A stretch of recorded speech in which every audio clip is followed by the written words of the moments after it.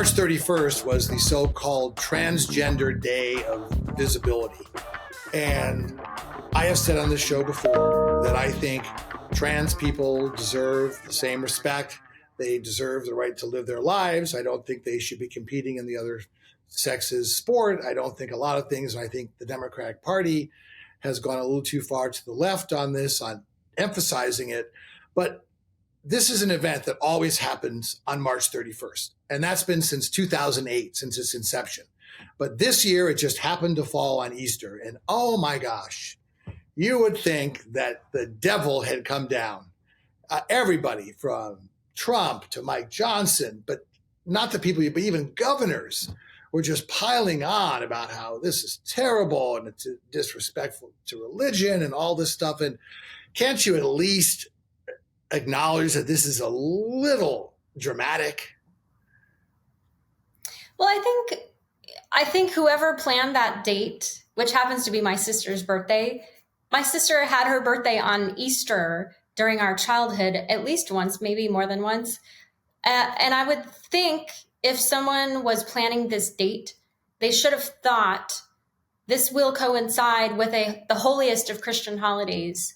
Maybe we should move it to a later date or an earlier date to not have that. And to me, I think it showed a level of tone-deafness to not understand that. And someone else made the point that if this had fallen, for example, on a Muslim holiday, that the backlash would be even worse in terms of like the holiest of Muslim holidays. So two wrongs make a right? I'm sorry? Two wrongs make a right? No, I'm just saying if they wanted to get more people on their side is what I'm saying. That if you want to have a culture that's truly multifaceted or cosmopolitan, to have that level of respect. So I think that that's sort of what was missing from this understanding that it's the holiest of all Christian days in the Christian calendar, and to like have a little respect. If you want the same respect, then you got to show respect. That's one of the laws of just human nature, you know? And so I'm with you that everyone deserves respect. If you want to present, if you want to identify, we should treat people with respect, and it doesn't matter your background. I totally agree with that. And it's sad that people are persecuted. And I mean, I do think that there is a lot of emotion though around the fact that you're having schools, for example, Heritage Foundation just had an event with a mother whose 13-year-old daughter was transitioned without her knowledge or consent. That's really troubling. And so people conflate that with this type of holiday. And so we need to lower the temperature. And I think that sort of tone deafness it doesn't help. No, people don't conflate it. There's only a few extremists that conflate it. This is a day that has been on the books for 16 years, and it just happened to fall on Easter, okay? And there was nothing that was said that was disrespectful from the people that were recognizing this day.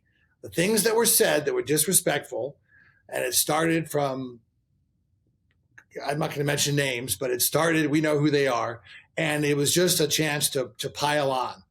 And it just is, to me, it's an example of how off the rails the Republican Party has gone, because even 8 years ago, this would not be that big of a deal, okay?